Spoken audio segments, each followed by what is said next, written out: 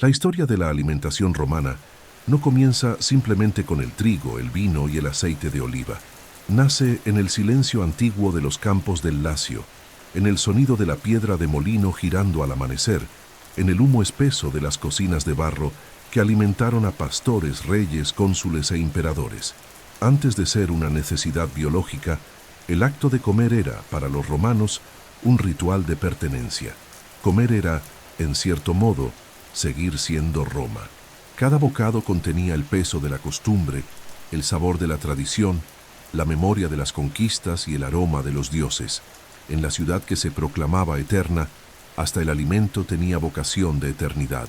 Roma fue moldeada según la imagen de lo que comían sus habitantes. No se trataba solo de sustento, sino de identidad.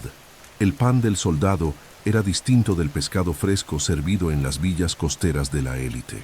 Los banquetes en los triclinios de los patricios no solo celebraban la abundancia, sino también el poder, la jerarquía, el arte de dominar la gula con la misma disciplina con la que se dominaba una legión. En una civilización donde el cuerpo era visto como una extensión del cosmos y el estómago como instrumento político, la alimentación reflejaba no solo lo que se tenía, sino lo que se deseaba mostrar al mundo. La comida era una representación, y todos, desde el esclavo hasta el emperador, tenían un papel que desempeñar en ese teatro de la mesa. Cada rincón de Roma exhalaba aromas distintos. En los mercados, los olores de hierbas secas, carne salada, quesos fuertes y salsas fermentadas se mezclaban con el sudor de la plebe. En las cocinas de las casas nobles, el vapor del caldo caliente ascendía lentamente, perfumado con pimienta de la India y miel de Hispania, como si fuera un incienso doméstico. En las tabernas entre soldados y trabajadores, el vino aguado acompañaba el pulse de cebada, y el ruido de las cucharas de madera en los recipientes era casi una música de supervivencia. Comer en Roma era mucho más que nutrir el cuerpo, era reafirmar el lugar en el mundo, era seguir siendo parte de un orden sagrado, donde incluso el plato más humilde tenía una historia que contar. La cocina romana creció junto con el imperio. A medida que Roma conquistaba territorios, también absorbía nuevos sabores. El paladar del romano del primer siglo después de Cristo era, en muchos aspectos, un paladar imperial, influenciado por especias de la India, salsas de Egipto, frutas de África, quesos de la Galia. Comer era también recordar al mundo que Roma era dueña de todo lo que existía bajo el cielo. El garum, una salsa de pescado fermentado, se convirtió en símbolo de ese dominio. En algunas regiones, más valioso incluso que el vino. Las mesas de los emperadores se transformaron en mapas, no de provincias, sino de ingredientes. Pero si la élite romana probaba lo exótico, lo extraordinario y lo excesivo, el pueblo romano vivía de lo esencial. La alimentación cotidiana se basaba en pan, cereales, legumbres y agua, y aún así, había belleza en esa simplicidad. El pan se compartía entre vecinos, las aceitunas se repartían en silencio bajo la sombra de los acueductos. Las comidas modestas, tomadas de pie junto al fuego, guardaban una dignidad silenciosa que ni los banquetes más lujosos podían imitar. Había honor en un estómago lleno, aunque solo fuera con lentejas e higos secos. Los romanos creían que los dioses también comían. Las ofrendas se colocaban en los altares como si las divinidades estuvieran sentadas a la mesa. Esta fusión entre lo sagrado y lo terrenal convertía a la cocina romana en una extensión de la religiosidad. Comer era también rezar, agradecer, purificarse. Los alimentos muchas veces se elegían no por gusto, sino por simbolismo. Algunas carnes estaban prohibidas ciertos días, algunos pescados eran sagrados, algunos alimentos estaban vedados a ciertas castas o rituales. El templo y la cocina compartían el mismo espacio simbólico. Alrededor de las mesas de Roma, ya fueran de piedra en las casas nobles o de madera tosca en las tabernas, nacían pactos, traiciones, alianzas, celebraciones. Julio César fue asesinado poco después de rechazar una invitación a cenar. Cicerón escribía sus cartas entre una comida y otra. Augusto se jactaba de tener hábitos sencillos a la mesa, incluso mientras gobernaba el mayor imperio que el mundo había conocido.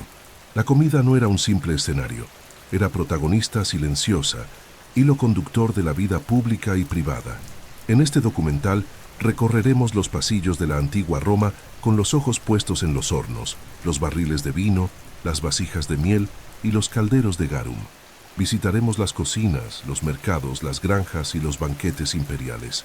Investigaremos el origen de los ingredientes, las técnicas de preparación, los sabores preferidos e incluso los vicios culinarios de una civilización que convirtió el acto de comer en un espectáculo. Roma se construyó con espadas, leyes, palabras y cucharas. Y si somos, en parte, lo que comemos, quizá todavía haya un poco de Roma en cada bocado que damos, incluso 2000 años después de su caída. Si los banquetes definen los excesos de una civilización, es el pan el que define su supervivencia.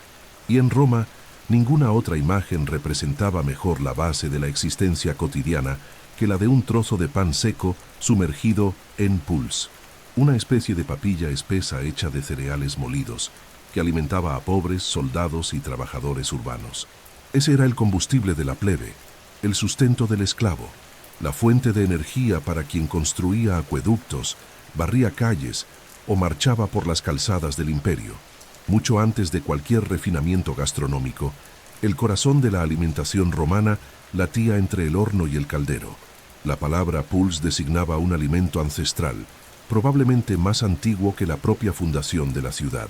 Se preparaba con harina de espelta, cebada o farro, granos de cultivo rústico, resistentes al clima y de fácil almacenamiento.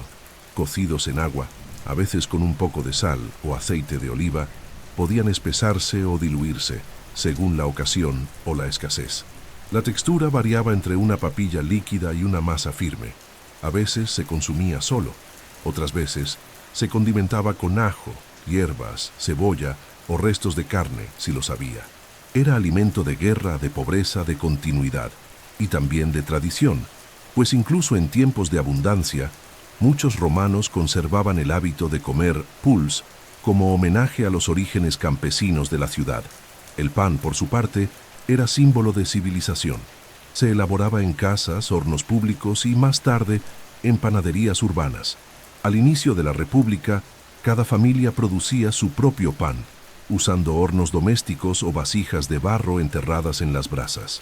Pero con el crecimiento de las ciudades, surgió la figura del pistor, el panadero profesional, y las panaderías se volvieron una imagen común en las calles de Roma. Se habla de más de 300 panaderías solo en la región central de la ciudad durante el siglo I después de Cristo. El pan podía ser plano, redondo, perforado, con levadura o sin ella, pero siempre hecho para durar y para saciar. Los más pobres comían pan oscuro, de harina integral e impura. Los ricos preferían el pan blanco, más caro y refinado, hecho con trigo tamizado. Comer pan claro era, por tanto, un signo de estatus. La centralidad del pan en la vida romana era tal que su ausencia podía provocar revueltas. El Estado, consciente de su papel en el mantenimiento de la paz social, comenzó a distribuir grano a los ciudadanos, especialmente en tiempos de crisis. Esta práctica, iniciada hacia el siglo II a.C., culminó en el famoso sistema de Anona, la distribución gratuita de trigo al pueblo de Roma, que más tarde se amplió para incluir pan horneado y, en algunos periodos, también aceite y vino. Este mecanismo, mantenido por emperadores como Augusto y Trajano, convirtió al pan en un derecho político, una herramienta de control social y un símbolo del pacto entre el Estado y el pueblo. Era el célebre panem et circenses, pan para el estómago, espectáculo para los ojos, una fórmula eficaz para mantener a las masas satisfechas y sumisas. El pulse y el pan alimentaban no solo el cuerpo, sino también la idea de pertenencia. Comer esos alimentos significaba formar parte de Roma, y más aún, significaba aceptar el lugar que uno ocupaba en la jerarquía del imperio. El soldado en las fronteras comía el mismo pulse que su padre había comido en los campos del Lacio. La mujer que amasaba el pan al amanecer repetía los mismos gestos que las matronas habían hecho durante generaciones. Había una ancestralidad silenciosa en cada cucharada. El alimento no era solo presente, era pasado y destino. Más allá de su función nutritiva, Estos alimentos también tenían un valor simbólico. El pulse se servía en ciertos rituales religiosos, especialmente en las ceremonias más antiguas de la religión romana. Se consideraba puro, simple, ideal para ofrecer a los dioses primitivos y a los espíritus de los antepasados. El pan, en cambio, se utilizaba en votos, promesas, reparticiones y matrimonios. Romper el pan frente a alguien era un gesto de confianza y unión. Compartir el pan, como diría más tarde la tradición cristiana, nacida en el seno mismo de Roma, era también un acto de amor y fraternidad.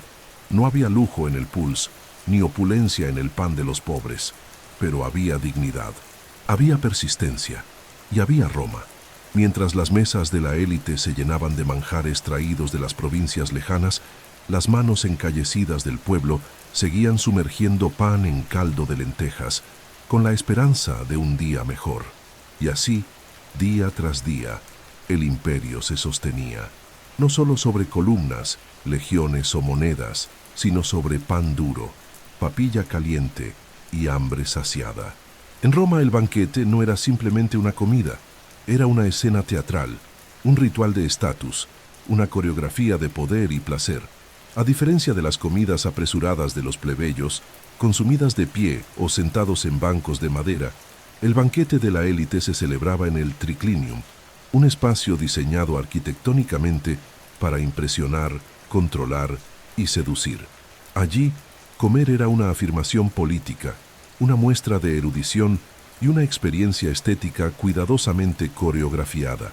El triclinium era el escenario donde la élite romana representaba su superioridad ante el mundo, con palabras afiladas, copas de plata, recetas exóticas y silencios medidos.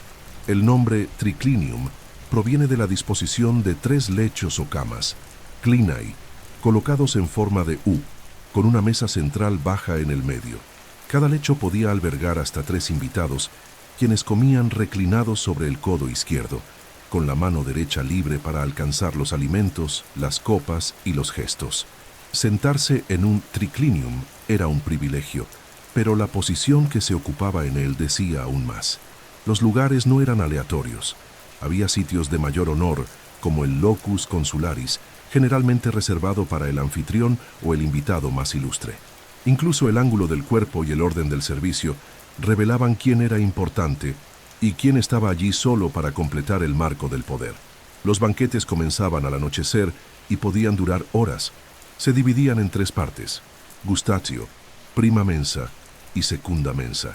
La gustatio era la entrada, compuesta por huevos cocidos, aceitunas aliñadas, ensaladas aromatizadas con vinagre y miel, pequeños panes y, con frecuencia, mulsum, una bebida hecha con vino y miel. La prima mensa era el plato principal, donde desfilaban carnes asadas, aves exóticas, pescados decorados, verduras a la parrilla y preparaciones complejas que mezclaban lo dulce y lo salado, lo caliente y lo frío, lo blando y lo crujiente. Finalmente, la secunda mensa cerraba el ritual con frutas frescas, dulces de higos, nueces caramelizadas y pasteles con semillas de amapola o comino. El banquete era también un laboratorio sensorial. Aromas exóticos provenientes de Oriente se combinaban con ingredientes locales en platos pensados para sorprender. Un jabalí relleno de zorzales, por ejemplo, o una anguila servida con salsa de durazno y pimienta. El arte de combinar sabores inesperados, como pescado con miel o carne de ave con frutas secas, era una marca de la alta gastronomía romana. Los invitados eran incitados a comentar los sabores, describir las texturas, demostrar erudición citando a Apicio, el célebre gastrónomo de la antigüedad, o trazando paralelismos entre la comida y la filosofía. Comer bien era un gesto de sofisticación, saber hablar de lo que se comía, un signo de inteligencia social. Pero el banquete también era una arena de disputas sutiles. La lista de invitados se planeaba con sumo cuidado. No se invitaba a cualquiera, y rechazar una invitación podía considerarse una ofensa. Muchos banquetes sellaban alianzas políticas, reforzaban redes de influencia o servían para humillar rivales de forma encubierta. La abundancia en la mesa era cuidadosamente dosificada para parecer natural, pero decía mucho sobre la fortuna del anfitrión.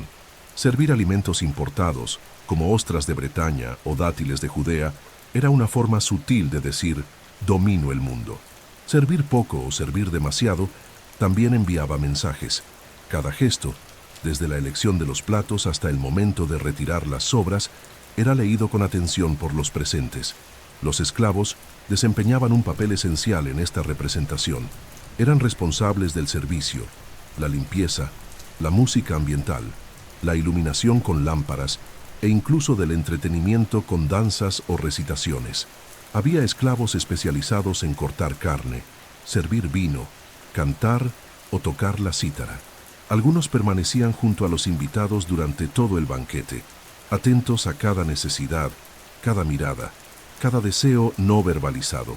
Eran invisibles y omnipresentes, parte de la decoración viva del poder romano. En muchos de estos banquetes se leía poesía, se contaban historias, se filosofaba. Un buen anfitrión sabía que alimentar el cuerpo era importante, pero alimentar la mente era lo que realmente impresionaba. Por eso, muchos triclinia tenían bibliotecas adyacentes, bustos de filósofos en las paredes y mosaicos con frases inspiradoras de Horacio, Séneca o Virgilio. En ese espacio, entre la comida y la palabra, nacían amistades, conspiraciones, promesas de matrimonio, pactos de venganza. Curiosamente, a pesar del refinamiento, muchos banquetes romanos terminaban en vómitos inducidos, una práctica común entre los más ricos para hacer espacio y seguir comiendo, impresionando a sus pares con su resistencia. Esta práctica, aunque impactante para los ojos modernos, era vista no solo como un exceso, sino como una muestra de dominio sobre el cuerpo y sobre los límites de la saciedad. En Roma, después de todo, el control del cuerpo era también una demostración de poder. El triclinium, por tanto, era más que un comedor, era un escenario simbólico. Allí, Roma se reinventaba cada noche, entre platos exóticos, palabras afiladas y el brillo de la plata bajo la luz de las velas. Comer reclinado no era solo un lujo, era un gesto que decía, estamos por encima del esfuerzo, más allá de la necesidad. Somos dueños del tiempo y del placer. Y mientras el pueblo comía pan y pulse en los callejones de la ciudad, las élites celebraban su supremacía con vino sirio, pavos reales rellenos y discursos en latín clásico. Entre bocado y bocado, entre poema y copa, el imperio se alimentaba de vanidad, de tradición, de eternidad. En la antigua Roma, comer no era solo un acto biológico ni un placer social, también era un gesto sagrado. Incluso antes de que el primer pedazo de pan tocara los labios, había un movimiento de reverencia. Antes del primer sorbo de vino, una mirada al cielo. La alimentación romana estaba profundamente entrelazada con la religiosidad. En cada comida, por más sencilla que fuera, había rastros de ritual. Los dioses no eran figuras distantes confinadas a los templos. Estaban presentes en las mesas, en las cocinas, en los campos, en los mercados. En Roma, el alimento era un puente entre lo humano y lo divino. Todo alimento venía de los dioses, y por eso una parte debía regresar a ellos. Era común, por ejemplo, dedicar los primeros granos cosechados a Ceres, diosa de la agricultura. El vino se derramaba en el suelo antes de beberse como ofrenda a Baco. Los panes y pasteles se ofrecían a Vesta, guardiana del fuego del hogar, mientras que los animales sacrificados en los templos también daban lugar a banquetes sagrados en los que la carne, después del rito, se repartía entre sacerdotes y ciudadanos. Nada era completamente profano cuando se trataba de comida. La comida era en sí misma un acto de gratitud y también de sumisión al orden divino. La estructura religiosa de Roma era profundamente ritualista, y esto se reflejaba en las comidas públicas y privadas. Antes de banquetes importantes, se ofrecía comida a los lares, dioses domésticos en pequeños altares junto a la cocina. Había alimentos específicos para ciertas celebraciones. En fiestas como la Saturnalia, por ejemplo, se comía con abundancia y libertad, casi como si los dioses quisieran jugar con los hombres. En las Parentalia, fiestas dedicadas a los muertos, las tumbas se adornaban con flores, panes y vino. Se alimentaba a los antepasados para que descansaran en paz. Comer no era simplemente nutrirse, era mantener vivos los lazos con los dioses y los muertos. Pero si había alimentos sagrados, también existían tabúes alimentarios. Algunos alimentos estaban prohibidos en ciertas fechas o para ciertas clases sacerdotales. Los flamines, sacerdotes de los cultos más antiguos, no podían tocar ni consumir ciertos tipos de carne. El consumo de habas, por ejemplo, era evitado por algunos grupos religiosos que creían que facilitaban la comunicación con los muertos, algo peligroso si se hacía fuera de los rituales adecuados. En muchos casos, el alimento podía purificar o contaminar. Comer en el momento equivocado de forma equivocada o el alimento equivocado podía atraer la ira de los dioses o abrir portales invisibles al caos. En algunos rituales, la comida era el propio sacrificio. Se ofrecía al fuego no solo animales, sino también pasteles, frutas, quesos e incluso vinos aromatizados. Había un tipo específico de pan, el libum, hecho con harina, queso y miel, cuidadosamente moldeado y horneado como ofrenda a los dioses protectores del hogar. El olor del libum, mezclado con incienso y los cantos de las matronas, convertía por un instante la cocina romana en un templo. Así se celebraba el vínculo entre el fuego que alimentaba el cuerpo y el fuego sagrado que protegía el hogar. Las fiestas religiosas públicas también implicaban alimentación colectiva. En fechas como las Feriae Latinae, se distribuían carnes sagradas al pueblo, en una gran comunión entre el Estado, los dioses y los ciudadanos. Los emperadores conocían el poder simbólico de estos gestos. Distribuir alimentos en nombre de los dioses era reforzar la legitimidad política, recordar que el poder terrenal no era más que un reflejo de la voluntad celestial. Detrás de cada cesta de trigo ofrecida al pueblo estaba la sonrisa de Ceres. Detrás de cada copa de vino, la risa de Baco. La religión llegaba incluso al estómago. Curiosamente, la expansión del imperio trajo consigo incorporaciones religiosas que también modificaron la alimentación. Dioses extranjeros como Isis, Mitra y Cibeles introdujeron sus propios rituales alimentarios. Nuevos ingredientes y tabúes fueron adoptados, enriqueciendo y a veces desafiando las tradiciones más antiguas. Comer se convirtió en un terreno de disputa espiritual. La llegada del cristianismo, por ejemplo, trajo una nueva ética alimentaria, basada en el ayuno, la abstinencia y la idea del pecado asociado al exceso. Comer en exceso pasó a verse no solo como un error social, sino como una falta moral. Esta transición, lenta y profunda, no borró por completo las antiguas costumbres. Incluso bajo dominio cristiano, muchos hábitos paganos persistieron, disfrazados, adaptados, resistiendo en la rutina doméstica. El pan seguía partiéndose con reverencia.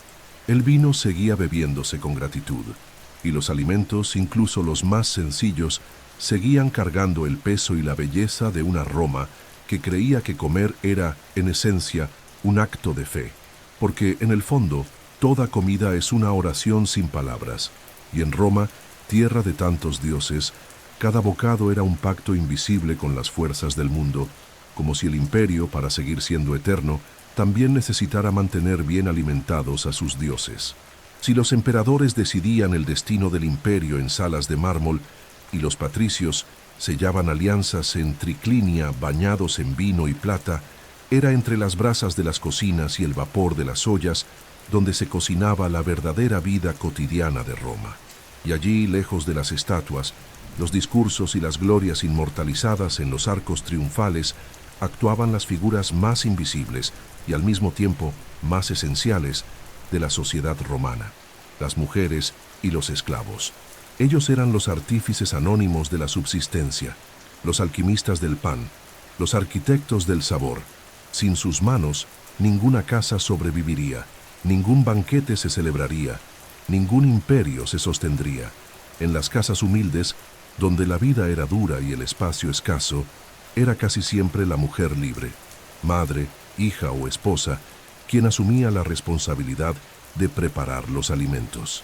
Desde el amanecer, cuando debía encenderse el fuego, hasta el anochecer, cuando se lavaba la última olla, era la presencia femenina la que regía el ritmo de la alimentación. La mujer romana, Especialmente entre las clases populares, dominaba los granos, las hierbas, los caldos y los tiempos de cocción con una sabiduría silenciosa. Sabía cuánta agua usar sin desperdiciar, sabía cuándo la masa del pan estaba lista solo con tocarla. Sabía cómo hacer que un caldo pareciera más abundante de lo que era. En medio de las limitaciones de la vida plebeya, la cocina se volvía su espacio de poder discreto, el lugar donde el cuidado se transformaba en sustento.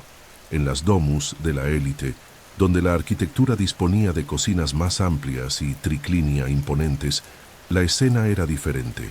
La mujer romana ocupaba otro lugar. La matrona rara vez ponía sus manos en los calderos. Su papel era supervisar el orden doméstico. Organizaba las compras, decidía el menú, elegía los vinos y controlaba las reservas de aceite, miel, harina y especias. Daba órdenes al kokus, el cocinero principal, y a sus asistentes, pero rara vez removía el garum al fuego.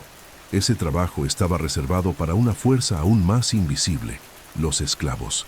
La mayoría de las tareas relacionadas con la alimentación en las casas nobles eran realizadas por esclavos entrenados. Cocineros, panaderos, sirvientes, limpiadores, cortadores de carne, aguadores, todos formaban una red de trabajo intensa, compleja y muchas veces cruel. Muchos eran especialistas. Había esclavos que sabían preparar platos griegos, otros que dominaban técnicas de la Galia o de Asia Menor. Algunos sabían servir el vino a la temperatura ideal, caliente en invierno, frío en verano. Y había quienes sabían cuándo guardar silencio, leer gestos, anticipar deseos. Eran considerados valiosos, no como personas, sino como instrumentos refinados de confort y prestigio. En las cocinas subterráneas de villas y palacios, donde el calor era constante y el humo denso, los esclavos trabajaban sin descanso. Deshuesaban aves, limpiaban pescados, servían salsas, asaban cerdos enteros, todo bajo presión. Un solo error en la preparación de un plato podía resultar en castigos severos, humillaciones públicas, azotes o incluso la muerte en casos extremos de desobediencia. Y aún así, entre cenizas y ollas, esos trabajadores producían arte. Arte efímero, invisible, olvidado. Pero arte. Un arte que sostenía el lujo, la belleza y la gloria de Roma. El lugar de la mujer esclavizada en las cocinas era aún más silencioso y muchas veces más doloroso. Cocinaban, lavaban, limpiaban, amamantaban a los hijos de otras mujeres, servían en la mesa y a veces mucho más allá de ella. Muchas eran víctimas de abusos constantes. Aún así, dejaron huellas profundas en la tradición culinaria romana.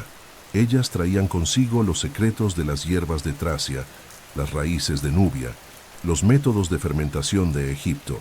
La cocina romana debe gran parte de sus sabores a la suma de todas esas voces silenciadas, venidas desde los márgenes del imperio y vertidas en los calderos de la capital. La relación entre comida, género y poder era evidente.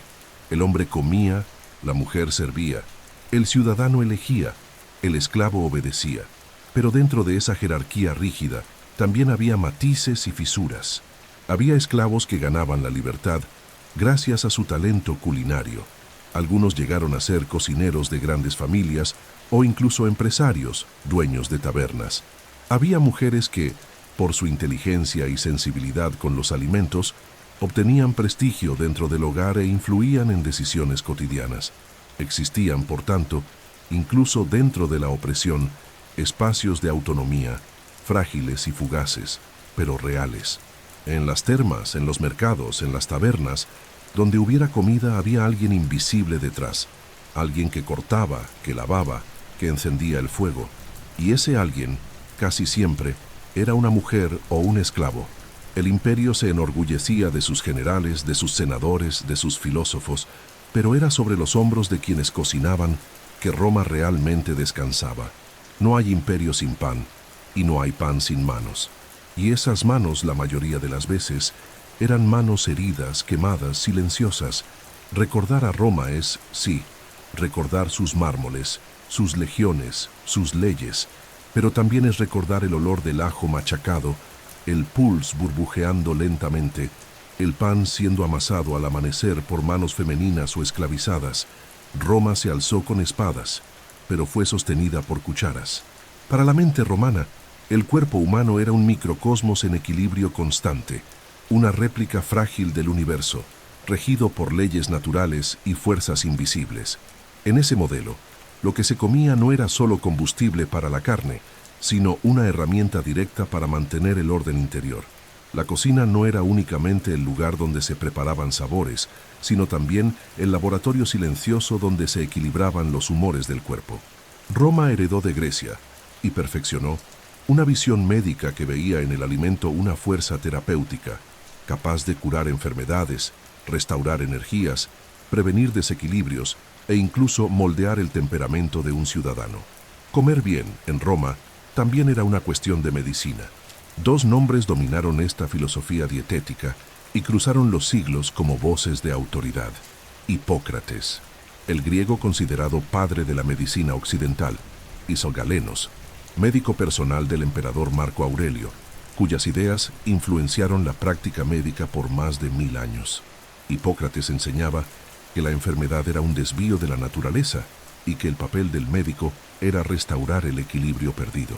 Para ello, prescribía cambios en la alimentación como el primer y más eficaz tratamiento.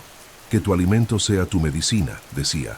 Galenos, por su parte, sistematizó esta visión, clasificando los alimentos según su naturaleza caliente o fría, seca o húmeda, una teoría ligada a los 4 humores corporales: sangre, flema, bilis amarilla y bilis negra. La dieta romana, por tanto, no se guiaba solo por el gusto o la tradición, sino también por diagnósticos médicos. Alguien con exceso de bilis, propenso a la ira y la irritación, debía evitar alimentos calientes y secos, como carne asada, vino fuerte o pimienta negra. Una persona melancólica, con exceso de bilis negra, debía consumir alimentos húmedos y templados, como papillas de cebada, verduras cocidas e infusiones suaves.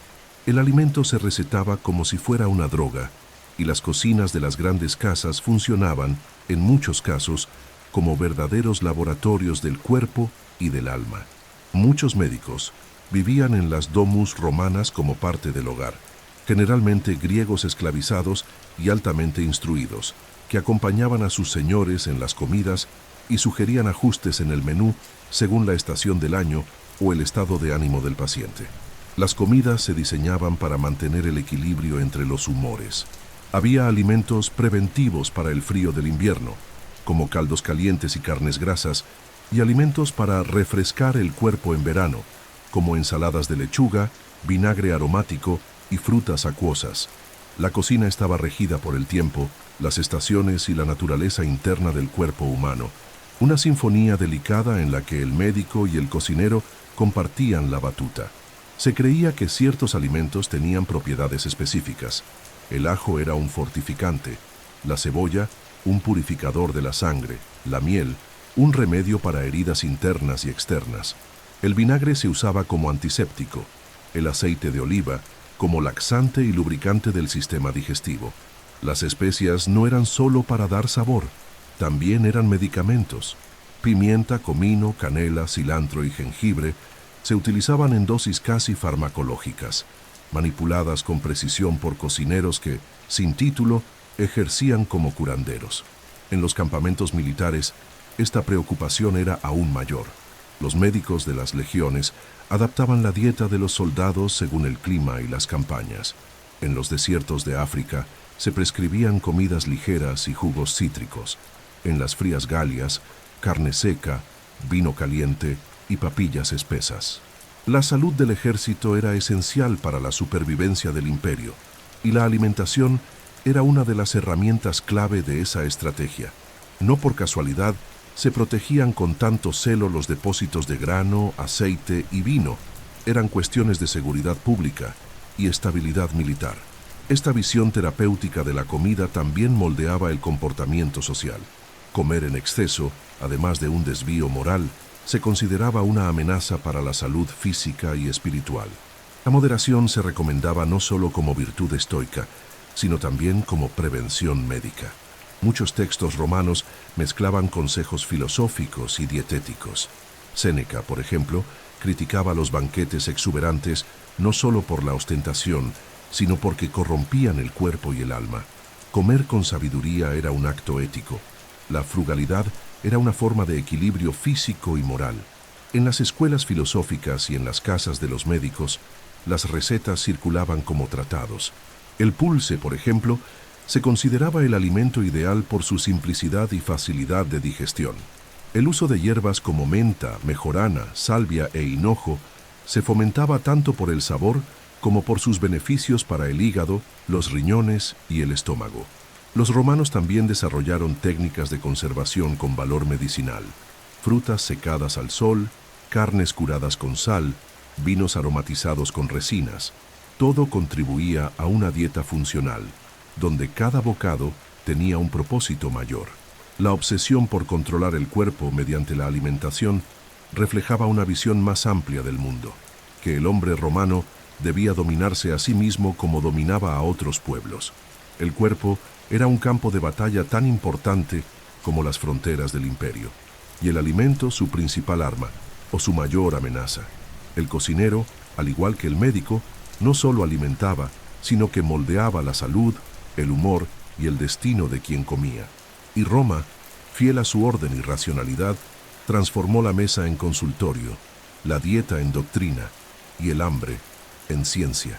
Si las cocinas eran el corazón de los hogares romanos, los mercados eran los pulmones de la ciudad.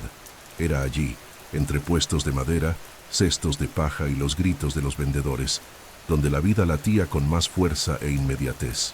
El romano común no conocía los pasillos del Senado ni los mármoles de las villas nobles, pero conocía profundamente los olores del pomacellum, los rostros de los mercaderes y el sonido de las monedas tintineando en las agitadas mañanas.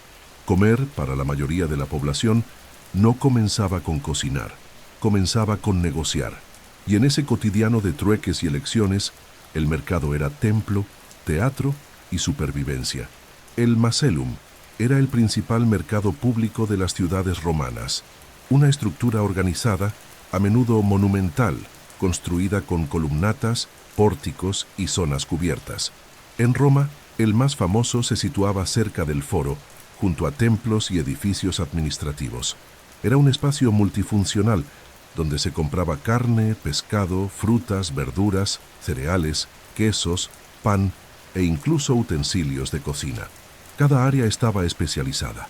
Estaba el Buforum Piscarium, dedicado al pescado fresco, el Buforum Boarium, destinado a la carne y al ganado, y secciones para cereales, aceite y vino.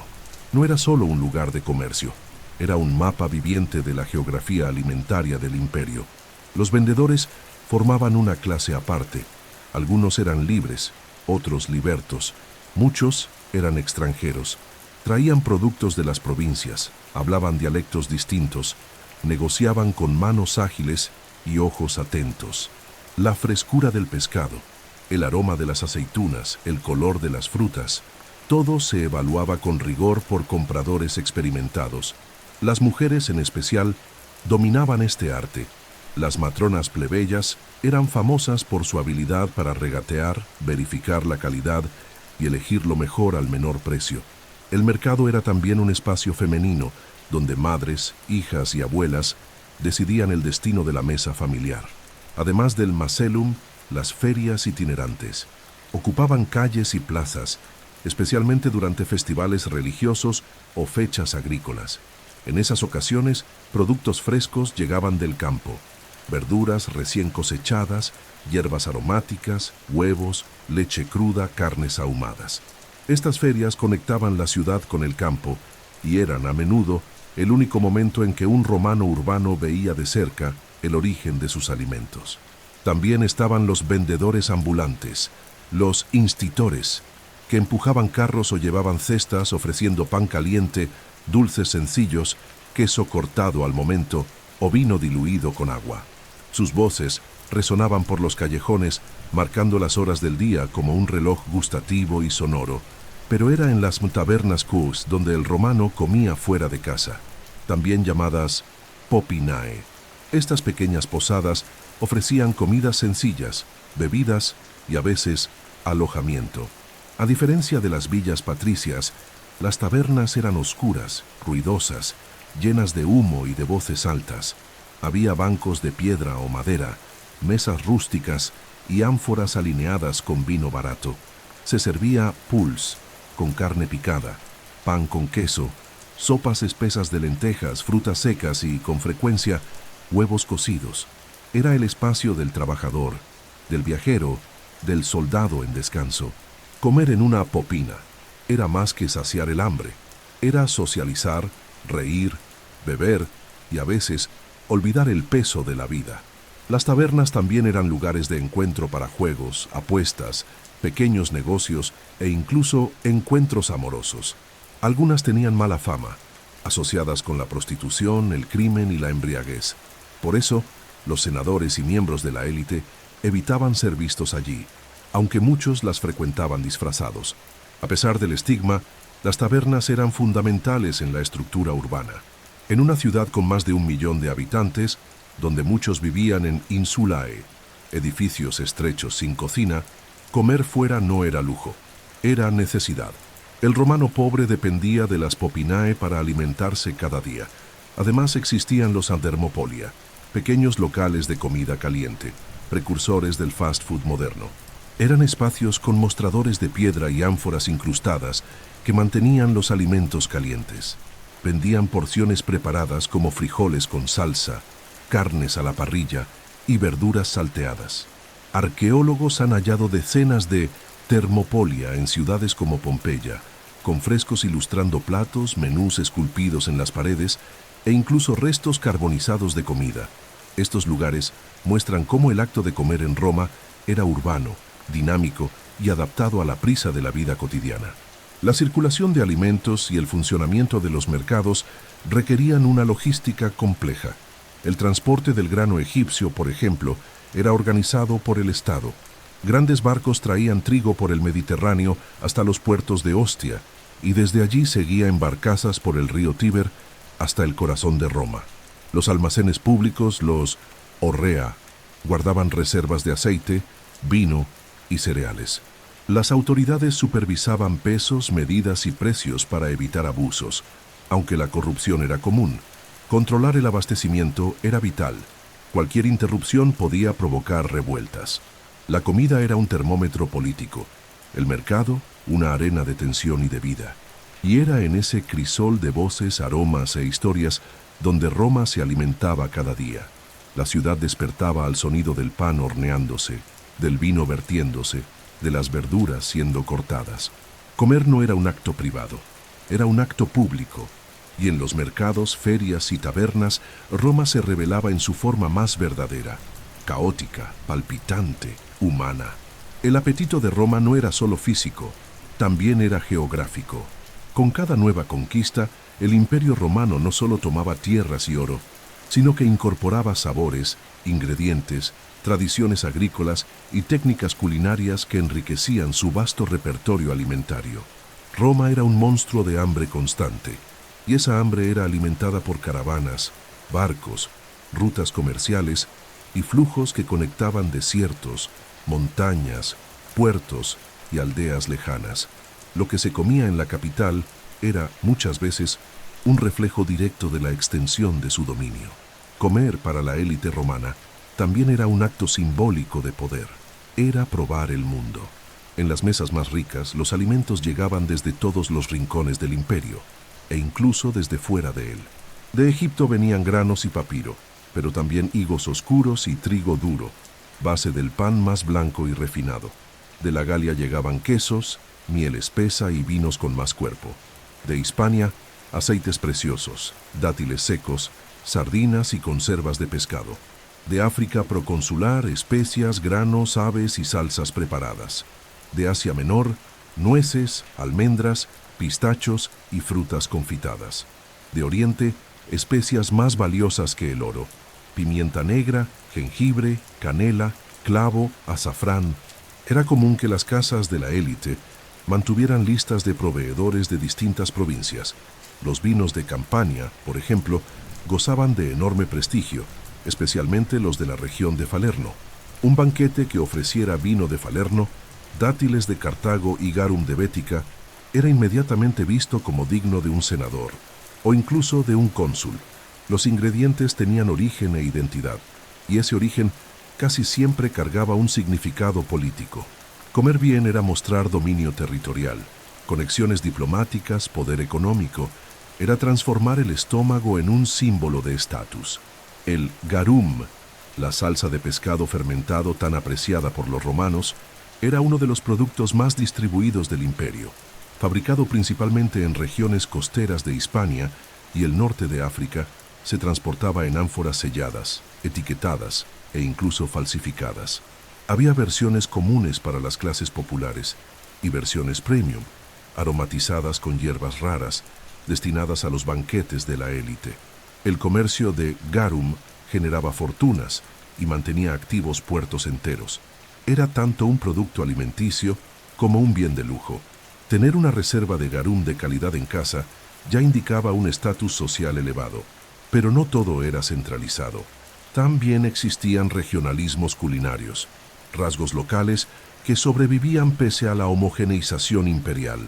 En algunas regiones del imperio, el aceite de oliva era reemplazado por mantequilla o grasa animal. En otras, el pescado era protagonista absoluto, como en las provincias mediterráneas. En zonas frías y montañosas como Germania, el consumo de carne era mayor, y el vino se sustituía por cervezas rústicas. Aunque los romanos intentaban imponer su gusto y hábitos alimentarios a los pueblos conquistados, muchas veces terminaban absorbiendo sus tradiciones, creando una cocina híbrida, dinámica, cambiante. Los mercados de Roma reflejaban esa diversidad. Los productos exóticos se vendían como joyas. Había tiendas especializadas en salsas, en quesos importados, en panes aromatizados con hierbas egipcias. Algunas vendían frutas fuera de temporada conservadas en miel o vinagre. Otras ofrecían carnes curadas de provincias lejanas, como jabalíes de los bosques galos o conejos del norte de África. Comer de forma cosmopolita era una señal de modernidad y refinamiento. La mesa romana se convertía en un mapa viviente del imperio, una cartografía comestible. La logística detrás de este abastecimiento era monumental. Buques graneleros cruzaban el Mediterráneo transportando granos, aceite y vino. Caravanas romanas atravesaban desiertos y montañas con hierbas, resinas, raíces y especias. Carreteras pavimentadas permitían el tránsito rápido de productos perecederos hasta los mercados de la capital. Almacenes públicos, los horrea, almacenaban cereales en zonas estratégicas. El control del abastecimiento de productos esenciales, como el trigo egipcio, se consideraba una cuestión de seguridad nacional. La comida era parte de la infraestructura del imperio, y no siempre ese sistema funcionaba sin fallos. Había épocas de escasez, crisis de transporte, cosechas arruinadas por plagas o inundaciones. En esos momentos, la dependencia de productos importados se volvía un riesgo, y la población sentía en el estómago la fragilidad del sistema imperial. Por otro lado, cuando todo funcionaba, Roma parecía verdaderamente el centro del mundo. Un lugar donde se podían comer dátiles sirios en invierno, mejillones africanos en verano, vinos del sur de Italia todo el año. La sofisticación y variedad de productos disponibles moldeaban la sensibilidad culinaria romana.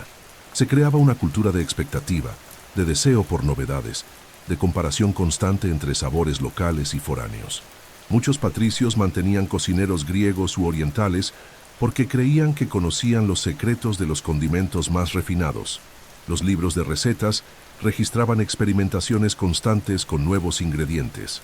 La élite romana vivía con el paladar orientado hacia el exterior, como quien busca en el sabor prolongar su propia superioridad.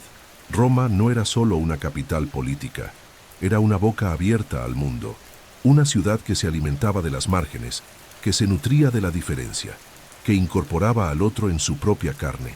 Cada producto importado era más que un alimento, era un trozo del imperio puesto en el plato. Y mientras el pueblo seguía con su pulse y su pan, la élite probaba el sabor de la conquista, un bocado a la vez. Entre todos los sabores que definieron la cocina romana, ninguno fue tan omnipresente, tan valorado y al mismo tiempo tan controvertido como el garum. Para los romanos el garum no era solo un condimento, era un símbolo. Su aroma fuerte y penetrante impregnaba tanto los callejones de las tabernas como los salones de mármol de los palacios. Su valor trascendía el gusto. Era riqueza, estatus, identidad. Había quienes lo deseaban con devoción y quienes torcían la nariz. Pero lo cierto es que ninguna mesa romana, desde la más sencilla hasta la más opulenta, estaba completa sin él. El garum era, en muchos sentidos, el oro líquido de la gastronomía de la antigua Roma. ¿Pero qué era exactamente el garum? En términos simples, era una salsa de pescado fermentado, producida a partir de la maceración de vísceras, principalmente de anchoas, sardinas, atunes y caballas, mezcladas con sal gruesa y expuestas al sol en grandes ánforas de cerámica durante semanas o incluso meses. Durante ese proceso, los pescados se descomponían, liberando un líquido oscuro, espeso y extremadamente salado. Ese líquido se filtraba y se almacenaba, mientras que los residuos sólidos, conocidos como ayek, se usaban como condimento secundario, generalmente por las clases más pobres. El garum podía utilizarse prácticamente en cualquier plato: carnes, pescados, verduras, huevos, panes, salsas, sopas e incluso postres. En lugar de sal, se usaba garum. En lugar de vinagre, se usaba garum. Se mezclaba con aceite de oliva, miel, vino, vinagre, especias y hierbas aromáticas para crear composiciones de sabores sorprendentes, intensos, profundos. El sabor del garum era salado, umami, fermentado, con notas ácidas y minerales, algo entre una salsa de soja fuerte y una pasta de anchoas concentrada. Para los romanos, era lo que daba alma a la comida. Las fábricas de garum, llamadas setariae, estaban repartidas por las regiones costeras del imperio, especialmente en Hispania, el norte de África, la Galia narbonense, Sicilia y Grecia. Algunas ciudades vivían casi exclusivamente de la producción y exportación de garum. La ciudad de Cartago Nova, en la actual Cartagena, era una de las más famosas por sus productos de alta calidad. Había marcas, tipos, clasificaciones e incluso falsificaciones. Las ánforas de garum llevaban sellos con el nombre del productor, el origen, el tipo de pescado e incluso, muchas veces, elogios al sabor y la frescura. La clasificación del garum seguía una lógica propia. El garum sociorum, por ejemplo, estaba reservado para los más ricos y refinados, extraído de las primeras filtraciones. Los productos más densos, oscuros e impuros, como el liquamen y el ayek, eran consumidos por las clases más bajas. En algunas ocasiones, la élite romana pagaba fortunas por garum raro, añejado o producido con pescados nobles. El garum de atún, por ejemplo, gozaba de gran prestigio. Documentos hallados en Pompeya, inscripciones en ánforas y textos de autores como Plinio, Varrón y Columela indican que el garum de élite podía costar más que vinos caros. Pero había una gran paradoja. Aunque adorado por muchos, el garum también generaba repulsión. Su olor durante la producción era considerado insoportable. Las fábricas estaban siempre alejadas de los centros urbanos, cerca de playas y acantilados. El proceso de fermentación liberaba gases intensos y los trabajadores lidiaban con toneladas de vísceras pudriéndose al sol. El olor impregnaba la ropa, la piel, el aire, y sin embargo el producto final era considerado un tesoro. Ese contraste entre la fetidez de su origen y el lujo de su consumo revela mucho sobre la sociedad romana, una civilización que extraía sofisticación de la brutalidad, belleza de la descomposición, poder de la técnica. El garum también tenía usos medicinales. Galeno y otros médicos lo recetaban como remedio digestivo, tónico y antiséptico. Se usaba para tratar úlceras, parásitos, problemas estomacales e incluso para desinfectar heridas. Algunas versiones, mezcladas con vinagre y hierbas, se consumían como elixires. La creencia de que el garum restauraba la vitalidad y fortalecía los músculos lo convirtió en parte de la dieta de muchos soldados, gladiadores y atletas. Culturalmente, el garum trascendió la mesa. Aparecía en chistes, sátiras, poemas e incluso en los grafitis de las paredes de Pompeya. Era símbolo de abundancia, de gusto refinado pero también de ostentación y exceso. Algunos moralistas criticaban su uso excesivo como síntoma de la decadencia de las costumbres, al igual que hacían con los banquetes extravagantes y las recetas complejas. Séneca, por ejemplo, veía en el garum un símbolo de la gula desenfrenada de su época. Para él, bastaba con pan y agua, pero la mayoría de los romanos no quería simplemente sobrevivir, quería saborear el mundo. Y el garum era, literalmente, el sabor de Roma. Incluso con la caída del imperio, el garum persistió. Durante siglos, su uso continuó en regiones mediterráneas, siendo el ancestro directo de salsas modernas como la colatura di Alicius italiana o el nuoc mams vietnamita. Su presencia resiste, invisible, en muchos sabores fermentados que usamos hoy en día. Y así, incluso entre las ruinas, el garum sobrevivió, no como residuo de pescado, sino como testimonio de la creatividad, la osadía y el paladar de los romanos. Mientras los imperios caían, el sabor del garum permanecía en la memoria de la lengua, punzante, inolvidable, eterno. Antes de que el pan fuera partido en las mesas de Roma, antes de que el aceite se deslizara sobre las verduras y el vino llenara las copas en las noches ceremoniales, existía otro imperio, silencioso, invisible, rústico, que sostenía la vida de la ciudad.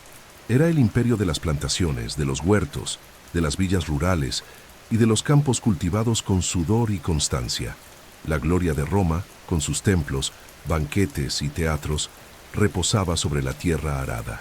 Sin trigo no había pan, sin uva no había vino, sin agricultura Roma no era Roma.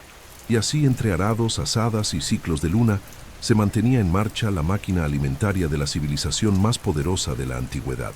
La base de la producción agrícola romana era la villa rústica, una propiedad rural compuesta por tierras cultivables, instalaciones de almacenamiento, viviendas para los trabajadores y muchas veces tanques para la producción de aceite y vino. Estas villas eran tanto centros económicos como unidades familiares, pertenecientes a patricios o a ricos terratenientes que rara vez vivían allí. El trabajo lo realizaban esclavos colonos y en algunos casos, trabajadores temporales contratados en las villas vecinas. La producción se organizaba con rigor. Cada tipo de suelo se destinaba a un cultivo específico, cada estación tenía su planificación detallada y hasta el viento y la humedad del aire eran considerados en las decisiones del campo. Los cultivos principales eran el trigo chons, la cebada chu, la avena, las legumbres, como lentejas, garbanzos y habas, además de las viñas y los olivos, que conformaban el triángulo fundamental de la dieta romana: pan, vino y aceite. Además, las villas cultivaban frutas como higos, manzanas, peras, granadas y membrillos, junto con legumbres y hortalizas en huertos bien protegidos. Los huertos romanos eran verdaderos laboratorios botánicos, organizados en hileras precisas, con riegos regulares y técnicas de compostaje que mezclaban cenizas, estiércol y hojas secas. El romano no solo comía de la tierra, él la moldeaba. En los alrededores de Roma existían cientos de pequeñas propiedades agrícolas, llamadas praedia, muchas de ellas conectadas directamente al abastecimiento de la capital.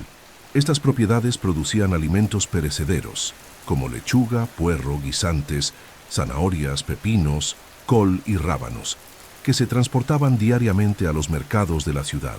El transporte se realizaba en carretas, ánforas, cestas o sacos de cuero. El desafío no era solo producir, sino preservar y transportar rápidamente. Por eso, muchos huertos urbanos existían y dentro de los límites de la ciudad, en los patios de las domus, en los espacios vacíos entre edificios, en las terrazas de las insulae. Roma necesitaba alimentarse todos los días, y el campo debía alcanzarla como un río de provisiones. Pero el verdadero desafío era alimentar Putira, una ciudad con más de 1 millón de habitantes. Para lograrlo, el Estado desarrolló uno de los sistemas logísticos más complejos del mundo antiguo. Trigo egipcio, aceite de la Bética, vino de la Campania, carne curada de las Galias, todo se almacenaba en grandes depósitos públicos, los horrea, ubicados estratégicamente cerca del río Tíber y de las principales vías de acceso a la ciudad. Uno de los más famosos, el Orrea Galbae, podía almacenar hasta 60.000 toneladas de aceite. Los productos se distribuían a mercados, panaderías, tabernas y hogares a través de una red de transportistas regulados por autoridades estatales. El emperador Augusto, comprendiendo que la estabilidad de Roma dependía de la regularidad de ese abastecimiento, creó instituciones dedicadas exclusivamente al control de los suministros alimentarios. Se estableció el cargo de Prefectus Annonae para supervisar el suministro gratuito de trigo a la plebe, el llamado panem. Este control era vital. El hambre podía derribar gobiernos. El pueblo romano toleraba muchas cosas, menos la falta de comida. Por eso, el abastecimiento era visto como un acto de ciudadanía y al mismo tiempo como una obra de ingeniería social. Esa organización también reflejaba una filosofía profundamente pragmática y simbólica de los romanos. La tierra era madre y el cultivo un deber moral. Cicerón en sus escritos exaltaba la agricultura como la ocupación más digna y virtuosa de un ciudadano. Varrón y Columela, grandes autores técnicos de la época, escribieron tratados detallados sobre cómo sembrar, regar, cosechar, podar e injertar. Había una estética del cultivo, un placer casi religioso en ver crecer el trigo, madurar la uva, florecer el olivo. La agricultura no era solo trabajo, era arte, era cosmos, era Roma.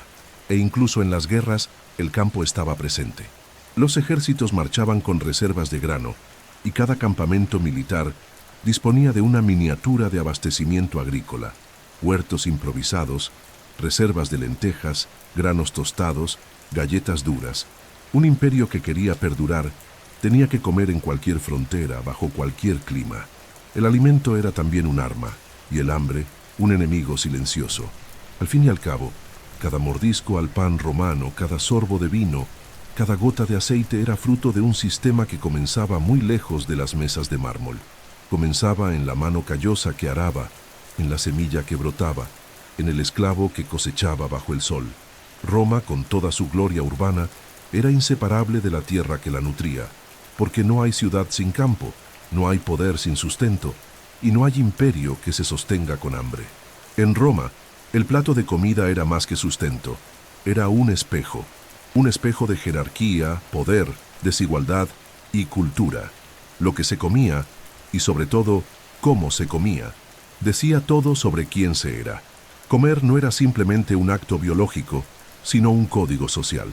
Entre la mesa ornamentada de un patricio y el cuenco de barro de un esclavo, había un abismo que no se medía solo por la calidad de los ingredientes, sino por el valor simbólico del alimento. El imperio se alimentaba con las manos, pero juzgaba, con los ojos, quién merecía banquetes y quién debía conformarse con migajas. Para los patricios, senadores, caballeros y miembros de la élite romana, la comida era un medio para demostrar no solo riqueza, sino refinamiento. La comida era cuidadosamente planeada y ceremonial. Nada era casual. El tipo de vino, el origen del aceite, la variedad de pescado, la rareza de las especias, todo componía una narrativa de prestigio. Los banquetes se ofrecían como instrumentos políticos, donde se sellaban alianzas, se insinuaban disputas y se hacían promesas entre sorbos y platos humeantes.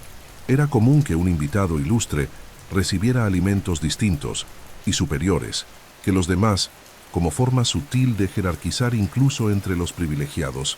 Estas comidas aristocráticas incluían carnes nobles como jabalíes, faisanes, pavos reales rellenos, ostras frescas y salsas exóticas a base de garum de lujo, miel de Hispania y hierbas aromáticas de Oriente. Frutas fuera de temporada, conservadas con técnicas refinadas, se mostraban con orgullo. Los platos venían decorados con hojas de oro, pétalos comestibles y relieves esculpidos. El banquete era, antes que nada, un espectáculo. No bastaba con comer bien, había que comer con arte. En el otro extremo de la sociedad, los esclavos, responsables de preparar y servir estos banquetes, se alimentaban con lo mínimo necesario para mantenerse en pie. Su dieta consistía principalmente en umpuls, gachas de cereales, pan oscuro sobras de verduras cocidas, aceitunas viejas, queso rancio y ocasionalmente algo de carne seca o vísceras desechadas. Comían sentados en el suelo o en espacios reducidos, muchas veces en silencio, vigilados o apresurados entre tareas. Incluso dentro de las cocinas opulentas de las villas había una segunda mesa, o ninguna, para quienes nunca se sentarían junto a un ciudadano romano libre. Los plebeyos, por su parte, vivían entre estos dos extremos. Trabajadores, artesanos, soldados y pequeños comerciantes mantenían una dieta sencilla, pero más variada que la de los esclavos. Comían pan fresco, frijoles, lentejas, verduras, frutas de temporada, huevos y pescados pequeños. El vino se diluía con agua y el aceite se usaba con moderación. La carne era rara y se reservaba para ocasiones especiales. Aún así, muchos lograban frecuentar tabernas o comprar pequeñas porciones en los thermopolia, donde probaban comidas calientes y condimentadas, aunque hechas con ingredientes baratos. Para el romano común, comer fuera era tanto una necesidad como un placer social. Dentro de casas humildes, las comidas eran modestas, pero a menudo compartidas. La comida se colocaba en cuencos centrales, y los miembros de la familia comían con las manos o cucharas de madera. Las comidas no seguían un orden ceremonial, y los ingredientes variaban según la época, el clima y la suerte. El almuerzo era ligero, la cena más sustanciosa, pero el alimento siempre estaba sujeto a la incertidumbre, la inestabilidad económica, las fluctuaciones en el abastecimiento, los impuestos y las guerras podían afectar drásticamente lo que había o no en la mesa. Incluso entre los ricos había distinciones. Un senador tenía acceso a manjares que un simple caballero no tenía. Un liberto rico podía intentar imitar los hábitos de los patricios, pero raramente era aceptado en sus mesas. La comida, en ese sentido, también era una barrera simbólica. Lo que se comía revelaba hasta dónde se podía ascender en la sociedad y también dónde se debía detener. Los banquetes romanos estaban llenos de códigos. Se sabía, por ejemplo, que ciertos alimentos eran impropios para determinadas castas, no por prohibición formal, sino por etiqueta social. Había alimentos vulgares y alimentos nobles, así como había personas comestibles para el poder y otras simplemente desechables. En tiempos de crisis, como durante guerras civiles, hambrunas estacionales o desastres naturales, esta división se hacía aún más evidente. Mientras los ricos almacenaban aceite y granos en grandes cantidades, el pueblo común dependía de las distribuciones estatales. El pact Annona, sistema de suministro público de alimentos, se convirtió en una tabla de salvación para miles. Pero incluso allí, las diferencias se imponían. La calidad del pan, la puntualidad de la entrega, el lugar de distribución, todo indicaba privilegios. Comer, incluso gratuitamente, seguía cargando la marca de la desigualdad. En las religiones y los ritos fúnebres, esta división se perpetuaba. Los muertos nobles eran enterrados con banquetes simbólicos, ofrendas de vino, carne y panes moldeados con cuidado. Los pobres, muchas veces, apenas tenían una última comida. Los esclavos, con frecuencia, ni siquiera tenían derecho al duelo. Incluso la despedida final estaba marcada por la mesa que ocuparon en vida o por la ausencia de ella. Y, sin embargo, a pesar de todas estas divisiones, Roma se sostenía sobre una base común: el pan oscuro del esclavo, el pan blanco del patricio, el pan rústico del agricultor, el pan de miel de la élite. Todos venían del mismo grano, de la misma tierra. El trigo, como la ciudad unificaba y separaba, era símbolo de abundancia y de desigualdad. Era el alimento de la plebe y la moneda de poder del emperador. Y así, en el gesto de partir el pan, se revelaba no solo el alimento, sino toda la estructura de un imperio. En la antigua Roma, el tiempo no era una línea recta, era un ciclo de rituales, estaciones, cosechas y días sagrados marcados por un calendario vivo, donde el alimento desempeñaba un papel central. Comer en Roma era siempre un acto social y simbólico, pero había ocasiones en las que esta experiencia desbordaba lo cotidiano y adquiría dimensiones casi míticas.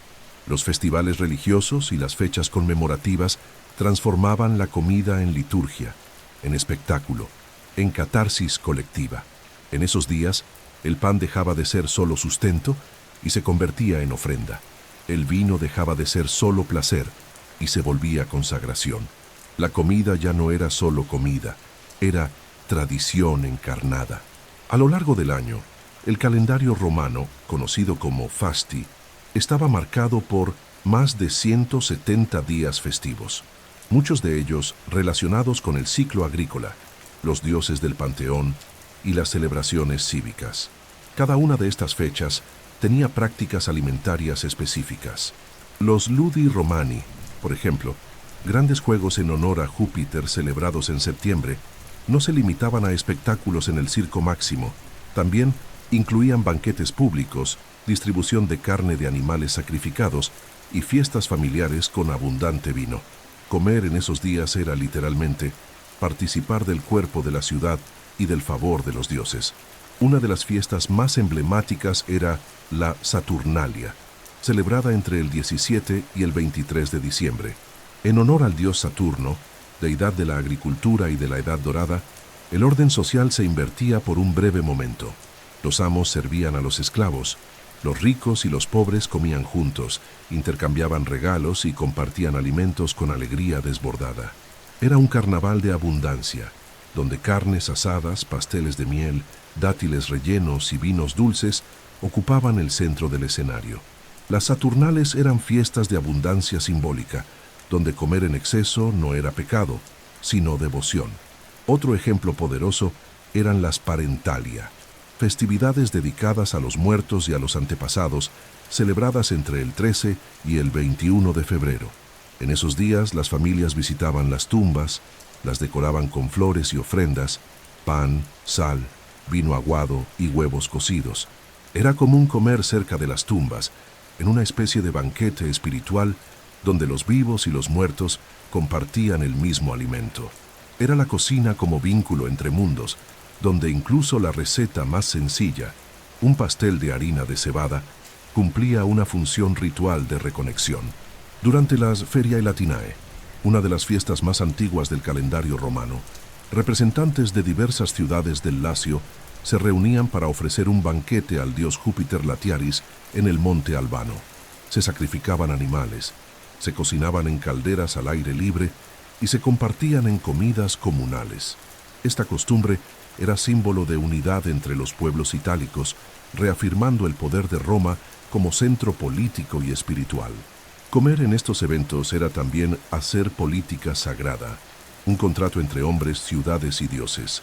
Durante las Vestalia, celebradas en junio, las panaderías eran adornadas y la diosa Vesta, guardiana del fuego sagrado y del hogar, era honrada con panes especiales llamados liba, hechos con harina, queso y miel, ofrecidos en las casas y los templos.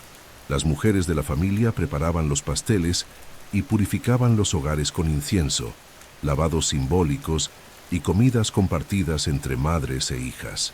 Comer durante las Vestalia era un gesto de protección doméstica y de renovación del hogar, una cocina de cuidado y devoción, incluso en los festivales más militares o cívicos, como los triunfos, donde los generales victoriosos desfilaban por las calles. La comida tenía su lugar. La victoria se celebraba con grandes banquetes públicos, donde pan, vino y carne eran distribuidos a los ciudadanos como señal de gratitud imperial. Comer en estos eventos era afirmar la centralidad del pueblo en la gloria de Roma, una forma de transformar el poder en pan, la conquista en celebración. También es importante destacar los ayunos y abstinencias alimentarias en ciertas fechas. Durante festivales relacionados con la purificación, como las Lemuria, se creía que comer ciertos alimentos, como los frijoles, podía atraer a los muertos o desequilibrar el cuerpo espiritual. Había días en que se prohibía el consumo de carne, días en que el vino estaba vedado, o en los que solo se permitían alimentos fríos. Estos tabúes reforzaban la dimensión espiritual de la alimentación romana. Lo que se comía y lo que se evitaba también alimentaba al mundo invisible.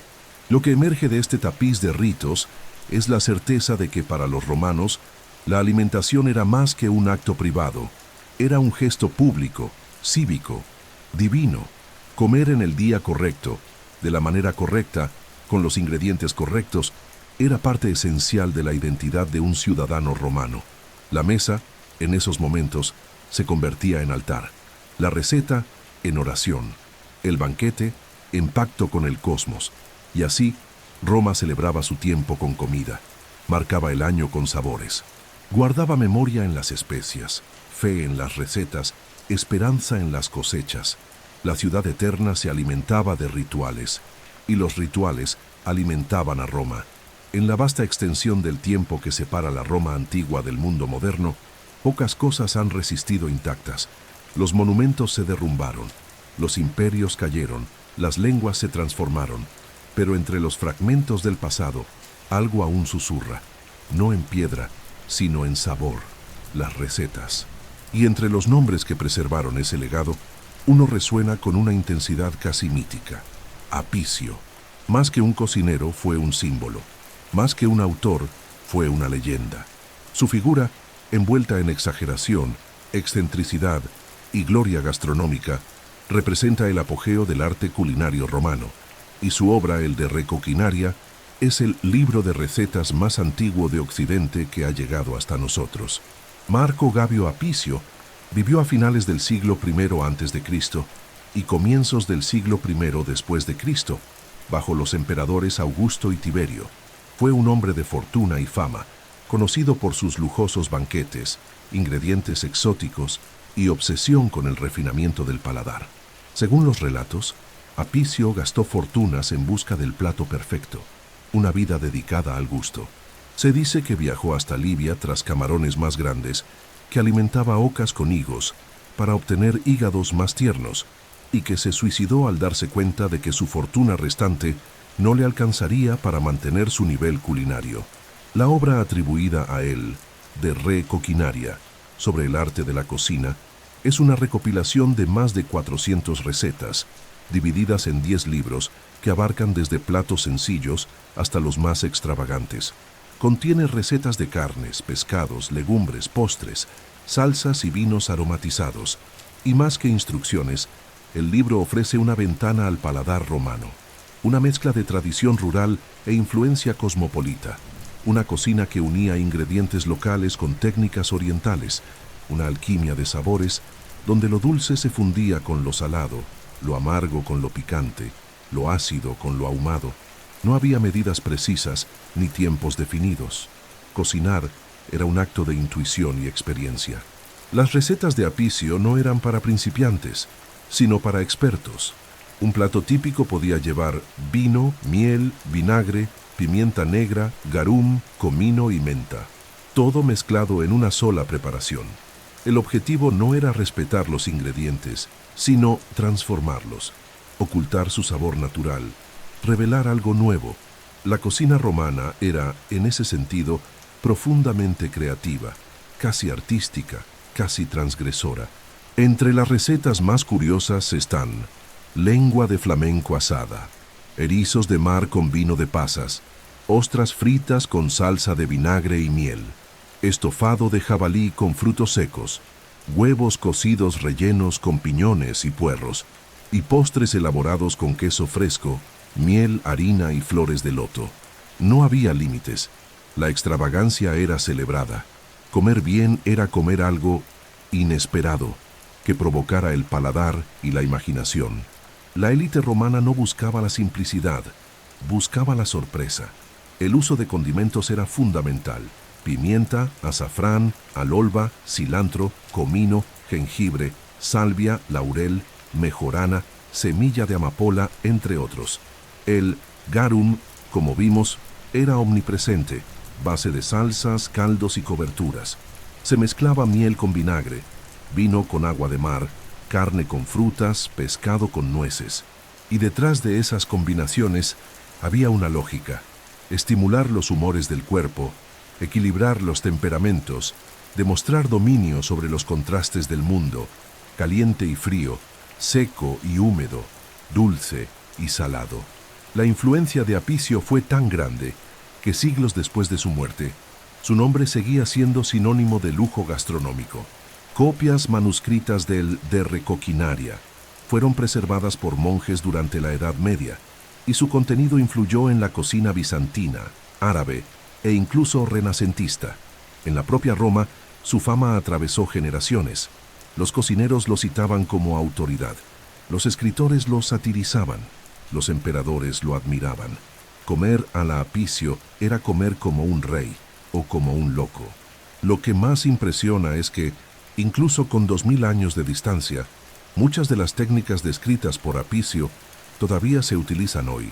Marinar carnes, ahumar alimentos, usar vinos reducidos como base de salsas, combinar fruta con carne, equilibrar dulce y salado.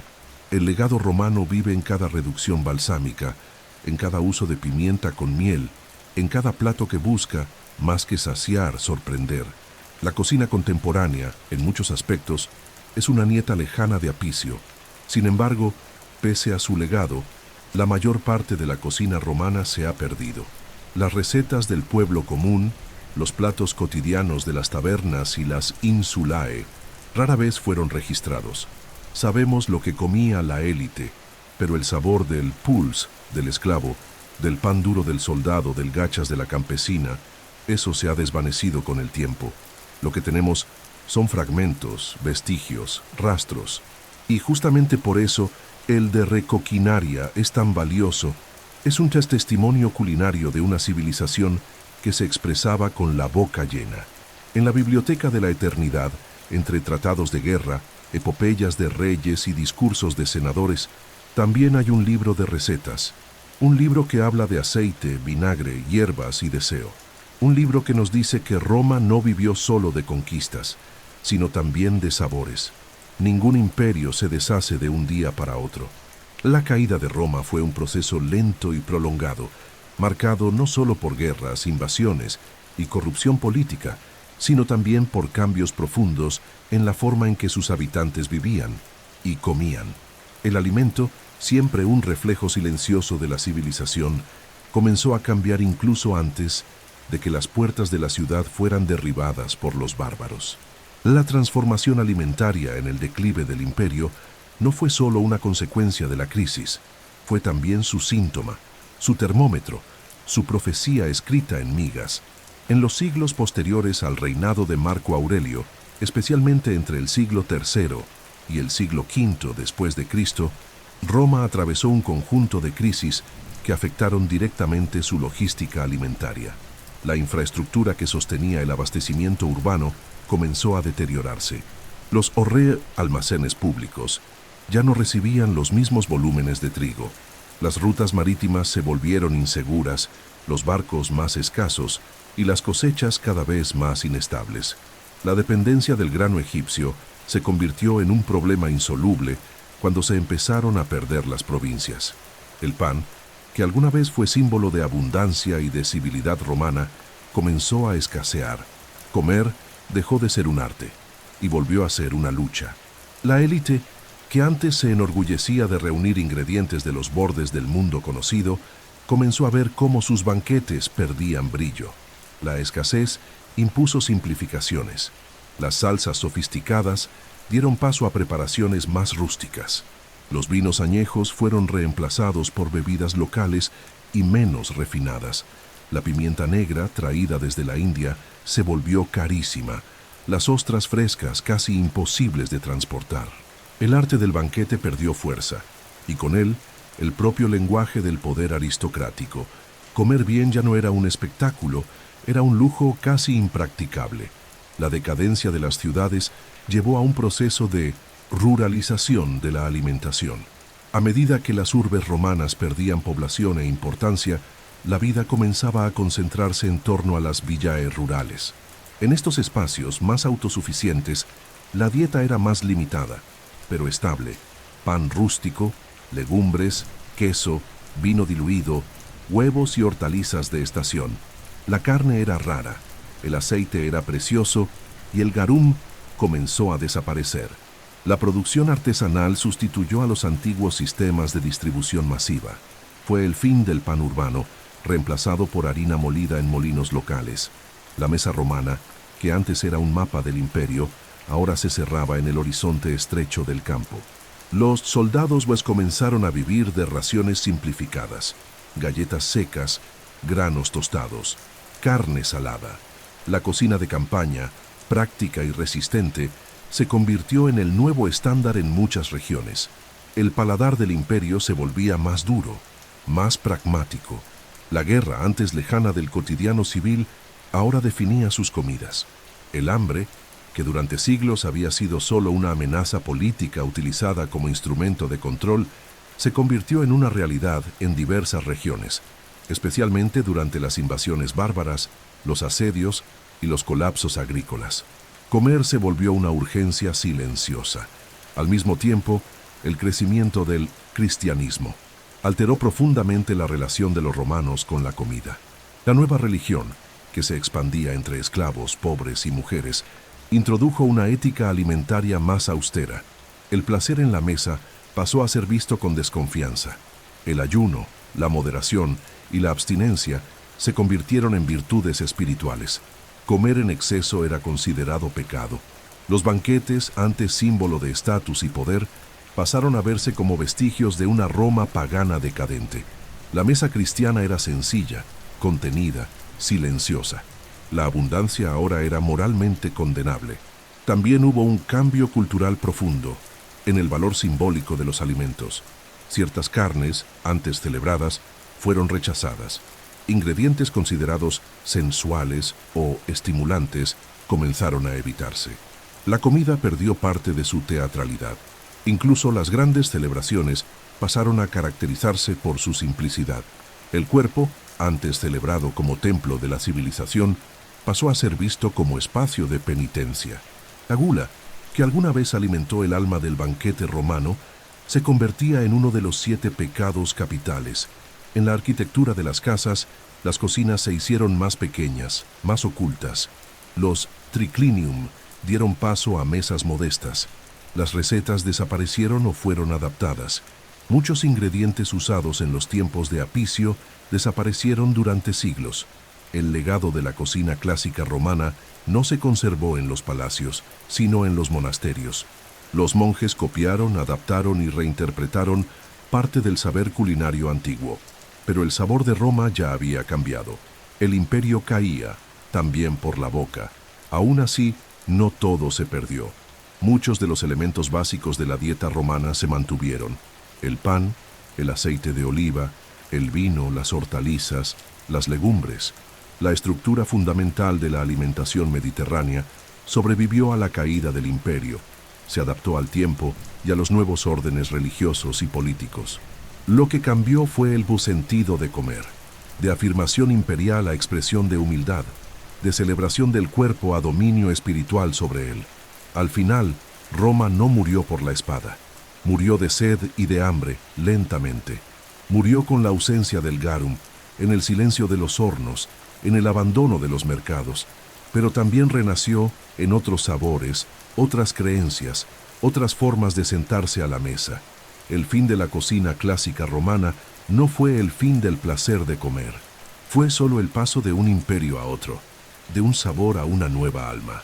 La mesa romana, aunque sepultada bajo las cenizas del tiempo, nunca fue completamente olvidada. Su aroma aún flota sobre los platos de la cocina mediterránea.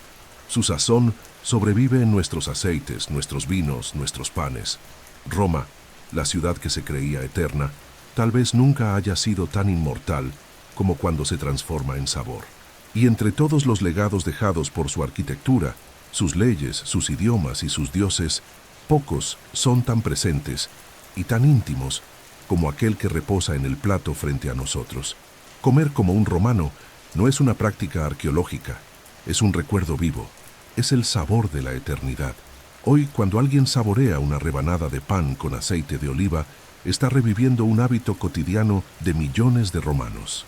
Cuando se aliña una ensalada con vinagre y hierbas, cuando se calienta vino en invierno, cuando se utilizan frutas secas con carne, cuando lo dulce y lo salado se encuentran en un mismo plato, allí hay un eco de la Roma antigua. La base de la dieta mediterránea moderna, elogiada por médicos y chefs contemporáneos, tiene raíces profundas en lo que fue estructurado hace 2000 años. Cereales, aceite de oliva, vino, hortalizas, legumbres, hierbas aromáticas, moderación en el consumo de carne y respeto por el ingrediente local y estacional. Pero Roma nos legó más que ingredientes, nos dejó una filosofía alimentaria. Los romanos creían que comer bien era parte de vivir bien. Alimentarse con equilibrio, con placer y con conciencia era una práctica ética. No era solo una cuestión de nutrición, sino de cultura. Comer de acuerdo con las estaciones, respetar los ciclos de la tierra, compartir el pan, brindar por la salud y la amistad, todo eso forma parte de la herencia romana que silenciosamente ha llegado hasta nosotros por caminos inesperados, por las manos de los campesinos, las recetas de las abuelas, los manuscritos de los monjes, las adaptaciones cristianas de los rituales paganos, la persistencia de la costumbre. Incluso platos sofisticados de la cocina europea moderna, como los patés, las marinadas, las salsas a base de vino y especias, tienen parentesco directo con las técnicas descritas en textos como el De Re Coquinaria de Apicio. La combinación de miel con vinagre, base de lo que hoy conocemos como agridulce, es una invención romana. El uso de hierbas como albahaca, orégano, cilantro, menta, salvia y romero tiene raíces en la botánica romana. Incluso el hábito de terminar una comida con fruta o de servir pequeñas porciones antes del plato principal puede rastrearse hasta el triclinium. La arquitectura de las comidas también ha perdurado. La idea de que comer es un evento, algo para saborear con tiempo, en buena compañía, con vino, conversación y descanso, sobrevive en la cultura de la cena mediterránea, en los almuerzos familiares de domingo, en las mesas largas de las celebraciones. La noción de que cada comida tiene un valor simbólico, un gesto de unión y pertenencia, proviene de una cultura que trataba la mesa como un altar y el alimento como un puente entre los hombres, los dioses y el destino. El pan, símbolo central de la dieta romana, nunca dejó de ser esencial. Se transformó, se reinventó, pero su presencia se mantuvo. Del pan sirio al italiano, de las ciabatas a los panes integrales, de los hornos de barro a las panaderías modernas, el alma del trigo continúa nutriendo al mundo. Y el vino, inseparable de la vida romana, hoy representa cultura, placer, ritual, un gesto de comunión entre los tiempos. Abrir una botella, brindar, saborear un sorbo, son actos que cargan milenios de historia y civilización. Incluso el garum, el condimento más peculiar de los romanos, encontró su continuidad en productos como la colatura di alici italiana, el nuoc mam vietnamita o la salsa de pescado tailandesa. La técnica de fermentación, la búsqueda de sabores intensos, la obsesión por resaltar el sabor natural de los ingredientes, todo eso son herencias invisibles que sobreviven en cocinas lejanas, como si el sabor de Roma aún nos susurrara en cada bocado. La herencia romana también se conserva en los rituales religiosos, especialmente en la tradición cristiana, que heredó de la Roma pagana muchos de sus símbolos alimentarios, el pan y el vino como elementos sagrados, los ayunos como formas de purificación, las fiestas marcadas por banquetes, las oraciones antes de las comidas. Comer nunca dejó de ser, aún transformado, un gesto espiritual. Y en el mundo contemporáneo, marcado por la prisa, el consumo industrializado y la desconexión con el origen del alimento, el legado romano resurge como un recuerdo de lo que alguna vez fuimos, y quizá deberíamos volver a ser: comer con atención, sembrar, cosechar, preparar, respetar los ritmos del cuerpo y de la tierra, honrar el alimento, celebrar la mesa. La Roma que un día incendió al mundo con sus legiones, sus leyes y su lengua, quizá dejó su huella más duradera no en la piedra, sino en el paladar, porque mientras haya aceite sobre el pan, vino en las copas y conversación en torno a la mesa, Roma seguirá viva.